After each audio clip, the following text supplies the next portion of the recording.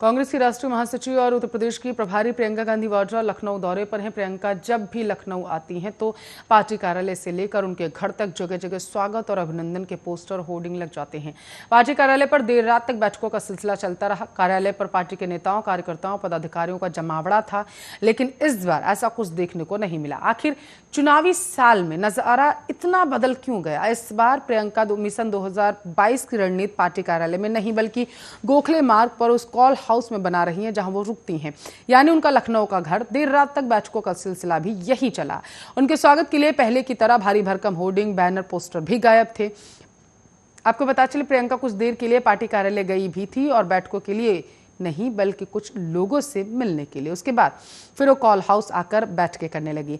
असल में प्रियंका जब भी लखनऊ या यूपी प्रवास पर आती हैं, आपको बताते चले तो भाजपा के नेता और मंत्री से उनका पॉलिटिकल टूरिज्म बताकर तंज कसते हैं। इस बार के दौरे में प्रियंका सिर्फ आगामी चुनाव की रणनीति ही नहीं बना रही बल्कि भाजपा और मंत्रियों के साथ तंज का जवाब देने की कोशिश कर रही। पार्टी के नेता भी मानते हैं कि इस तरह के बदलाव से संदेश देने की कोशिश है कि यूपी उनका घर है।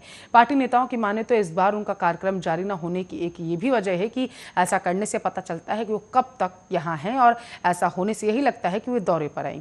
कांग्रेस प्रदेशाध्यक्ष अजय कुमार लल्लू ने कहा, प्रियंका कभी यूपी दौरे पर नहीं आती बल्कि वो कल भी यहीं थी, आज भी यहीं है, कल भी यहीं रहेंगी। अजय कुमार लल्लू ने कहा है कि भाजपा के नेता यूपी में टूर या दौरे पर आते हैं, लेकिन प्रियंका के लिए यूपी उनका घर है।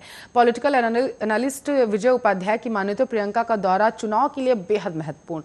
पार्टी स्ट्रेटजी के तहत संगठन को मजबूत करने में लगी हुई है। उनके अनुसार 32 साल में पहली बार पार्टी संगठन में काम कर रही। उनका कहना है कि सभी दलों में नेता चुनाव के वक्त दौरे पर चले जाते हैं। इस तरह तो सभी का पॉलिटिकल टूर इसे माना जाना चाहिए।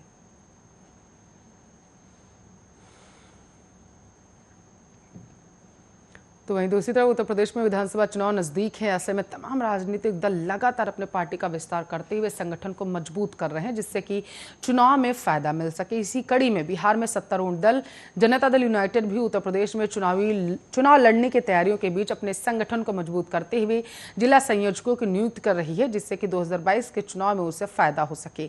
जेडीयू उत्तर प्रदेश में बीजेपी के साथ गठबंधन करके चुनाव लड़ना चाहती है, जिसके लिए जेडीयू का आलाकमान बीजेपी के शीर्ष नेतृत्व से बात कर रहा। बीजेपी और जेडीयू बिहार में एक दूसरे के सहयोग से सरकार चला रही है और अब जेडीयू यूपी में भी चुनाव लड़ना चाहती है, जिसके लिए बीजेपी से लगातार बातचीत चल रही है। हालांकि बीजेपी ने 2022 के लिए अपने गठबंधन का ऐलान किया, जिससे अपना दल व निषाद पार्टी को जगह दी गई। इसके बावजूद जेडीयू को उम्मीद है कि बीजेपी के साथ उसका गठबंधन होगा।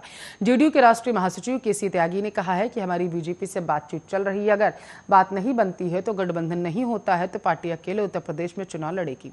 पार्टी का फोकस उन सीटों पर होगा जहां जदयू का जनाधार है। इसके लिए पार्टी तैयारी भी कर रही है और संगठनात्मक तौर पर जिला संयोजक की नियुक्ति करा रही है। इसके साथ ही पार्टी के लिए नीतीश कुमार रैलियां भी करेंगे, जिसकी तैयारियां पार्टी कर रही है। जेडीयू अक्टूबर के आखिरी सप्ताह में या तो नवंबर के पहले सप्ताह में उत्तर प्रदेश में अपनी कार्यसमिति की बैठक की तैयारियां कर रही है, जिसके लिए लखनऊ व अन्य स्थानों को लेकर मंथन किया जा रहा। आपको बताते चले, जेडीयू ने 2017 का विधानसभा चुनाव उत्तर प्रदेश में नहीं लड़ा था, लेकिन इस बार पार्टी के संगठन को विस्तार देते हुए उत्तर प्रदेश में विधानसभा चुनाव लड़ने की तैयारी कर रही है।